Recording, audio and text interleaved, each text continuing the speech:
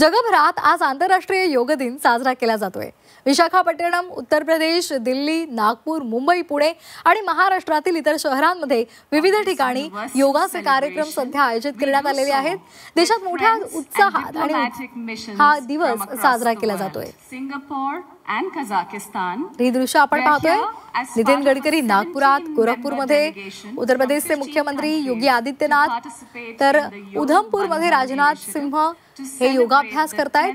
तर एस जयशंकर दिल्लीमध्ये, विशाखापट्टणममध्ये पंतप्रधान नरेंद्र मोदी आणि मुख्यमंत्री देवेंद्र फडणवीस पुण्यामध्ये योग करत आहेत। And this time there are more than 2,000 yoga events held in over 1,300 locations of mindfulness, movement and inner harmony. May this morning energize your day.